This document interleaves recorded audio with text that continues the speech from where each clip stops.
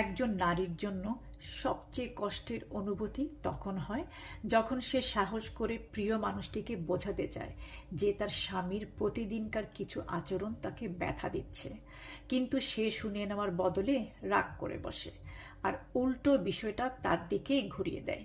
সে কথা বলতে আসে ঝগড়া করতে না, ভালোবাসা নিয়ে কথা বলতে। মন খোলা আর বোঝার একটা শেষ চেষ্টা হয় সেইটা, যেখানে সে চায় হয়তো এইবার অন্তত তার কথা সে শুনবে, কিন্তু পরিবর্তে সে হয়ে ওঠে ঠান্ডা, বিরূপ কিংবা ব্যঙ্গাত্মক। তার অনুভূতিকে গুরুত্ব না দিয়ে উল্টো দোষ দেয় তার গলা, তার সময়, তার ভঙ্গিমায়।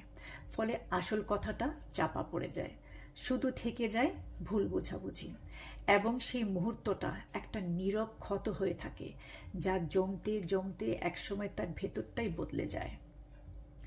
সবচেয়ে কষ্টের অংশ হয় এটা যখন বারবার এই অভিজ্ঞতার পর সে নিজেকে প্রশ্ন করতে শুরু করে, হয়তো আমিই বেশি সংবেদনশীল, হয়তো এটাকে নিয়ে কিছুই বলার দরকার ছিল না। কিন্তু তার ভেতরটা জানে সে কেবল বোঝাতে চেয়েছিল যে সে এখনো সম্পর্কটাকে গুরুত্ব দেয়, ভালোবাসে এবং চায় সব কিছু ঠিক হয়ে যাক।